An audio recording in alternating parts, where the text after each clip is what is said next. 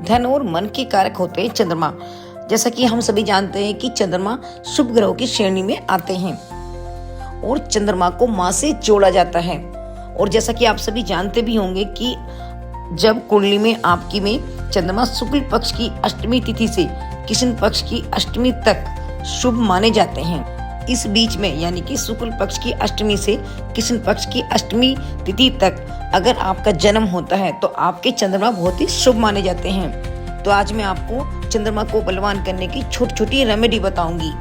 तो पहले ये जान लेते हैं कि चंद्रमा कब कमजोर होते हैं, कब बलवान होते हैं और कब सामान्य होते हैं। देखिए, चंद्रमा तब बलवान होते हैं जब दशमी, एकादशी, द्वादशी, त्रयोदशी और चतुर्दशी पूर्णिमा तक चंद्रमा बलवान होते हैं। उससे पहले अष्टमी से पहले चंद्रमा क्षीण माने जाते हैं, यानी कि चंद्रमा कमजोर होते हैं।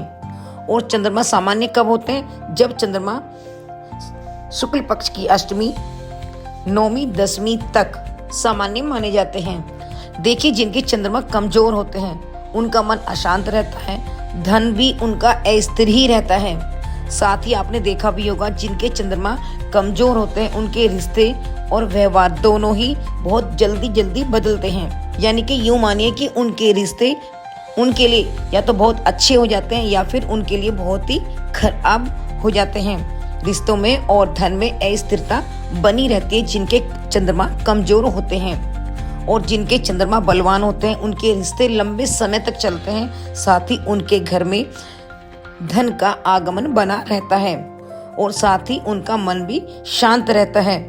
और साथ ही जिनके चंद्रमा अच्छे होते हैं वो अपने कार्य को सफलता पूर्वक करने की कोशिश करते हैं और उन्हें समाज में मान सम्मान भी प्राप्त होता है। क्योंकि जब चंद्रमा अच्छे होते हैं तो हमारे व्यवहार को भी वो अच्छा ही दर्शाते हैं। बल्कि यूं मानिए कि चंद्रमा अच्छा होना एक हमारे जीवन के लिए भी बहुत अच्छा प्रभाव देने वाला होता है। और जिनके चंद्रमा कृष्ण पक्ष की तिथि से यानी अष्टमी के बाद के होते हैं तो उनका मन अशांत रहता है। किसी भी कार्य को वो जल्द से जल्द पूर्ण नहीं कर पाते और साथ ही कुछ न कुछ ऐसी स्थिति परिस्थिति उनके साथ बनी रहती है कि वो किसी भी कार्य को अपने आप भी पूरा करना चाहें तो भी वो पूरा नहीं कर सकते। और जब वो अकेले होते हैं तो न जाने कैसे कैसे उनके दिमाग में प्रश्न आते हैं जो उन्हें दुखी भी करते हैं। तो मैंने आपको आज बताया कि जब चंद्रमा आपकी कुंडली में कमजोर होते हैं तो आपको क्या रिजल्ट देते हैं। साथ ही ये भी बताया कि जब चंद्रमा बलवान होते हैं तब आपको कैसे रिजल्ट देते हैं। और साथ ही ये भी बताया कि जब चंद्रमा आपकी कुंडली में सामान्य होते हैं तो वो आपके जीवन में कैसा कैसा प्रभाव दिखाते हैं। तो कैसे आप अपनी कुंडली कमजोर चंद्रमा को बलवान कर सकते हैं, छोटी छोटी 5 रेमेडी बताने जा रही हूँ। अगर आप उन रेमेडी को डेली रूटीन में शामिल करते हैं तो आपके जीवन में कुछ ही समय में बदलाव आता है। आपके कार्य जल्दी पूर्ण होने लगते हैं। साथ ही आपका व्यवहार भी बहुत ही अच्छा होने लगता है। क्योंकि इन सब चीजों का हमारे जीवन में होने से हमारा चंद्रमा बैलेंस होता है। साथ ही आपके जीवन में खुशियां भी आती हैं और धन की स्थिति भी आपके जीवन में अच्छी बनी रहती है। देखिए, आपने ज्योतिष में ये सब तो सुना ही होगा कि चंद्रमा हमारे वर्तमान के कारक होते हैं, सूर्य हमारे भविष्य के कारक होते हैं और राहु काल हमारे भूतकाल के सूचक होते हैं। तो इसी प्रकार चंद्रमा पर सभी ग्रहों का बल होता है। क्योंकि जब चंद्रमा बलवान होता है आपकी कुंडली में तो यूं मानिए कि सभी ग्रहों को चंद्रमा का बल मिल जाता है या चंद्रमा को उनका बल मिल जाता है। तो आपके कार्य भी, रिश्ते भी और धन का भी आगमन बहुत ही अच्छा बन जाता है। आपके जीवन में चंद्रमा का बलवान होना हमारे लिए बहुत ही जरूरी होता है। तो चलिए जानते हैं पहला उपाय आपको क्या करना है चंद्रमा को बलवान करने के लिए। तो आपको हर पूर्णिमा को खीर बनाकर अपने घर में छोटी छोटी कन्याओं को जरूर से खिलानी है। ये कार्य आपको हर पूर्णिमा को करना है। और जैसा कि आप समझ ही गए होंगे कि खीर माता लक्ष्मी को भी पसंद होती है और सफेद रंग चंद्रमा का संबंध होता है खीर से। तो आज के दिन आपको छोटी छोटी कन्याओं को खीर खिलाने से आपका चंद्रमा बली होता है। साथ ही आपके घर में लक्ष्मी का वास भी होता है।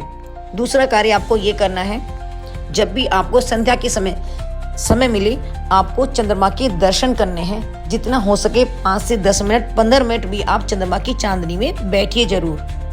ये एक पावरफुल रेमेडी है, कुछ ही दिनों में आपके ऊपर प्रभाव जरूर देखने को मिलेगा। साथ ही आपको तीसरा कार्य ये करना है, चंद्रमा को बलवान करने के लिए आपको अपने गले में या फिर उंगली में या फिर अंगूठे में चांदी का छल्ला जरूर धारण करना है। ये आपको पूर्णिमा वाले दिन ही करना है। और जैसा कि आप सभी जानते भी होंगे, चंद्रमा चांदी का आपस में संबंध माना जाता है और जो आपके मन को शांत करती है। इसके अलावा साथ ही आपको भगवान शिव पर कच्चा दूध मिश्रित जल अर्पण करना चाहिए। साथ ही आप एक फल भी जरूर से चढ़ाएं दक्षिणा के साथ। इसके अलावा जब आप चंद्रमा की चांदनी में बैठें या फिर घूमे फिरें तो आपको इस मंत्र का जप धीरे धीरे से करना है, ओम सोम सोमाय नमः। ऐसा करने से भी आपके चंद्रमा बलवान होते हैं। साथ ही आपको देवी के 108 नाम जप करने से भी आपके चंद्रमा को बल प्राप्त होता है। तो देखिए, आपको मैंने किस प्रकार से छोटी छोटी रेमेडी बताकर आपके चंद्रमा को कैसे बल देना है आपने समझ लिया होगा। तो फिर क्यों ना आज से ही की जाए ये छोटी छोटी रेमेडी और अपने चंद्रमा को बल देने के लिए। और अब आप सभी की मंगल कामना करते हुए फिर मिलते हुए टॉपिक के साथ। तब तक के लिए राधे राधे।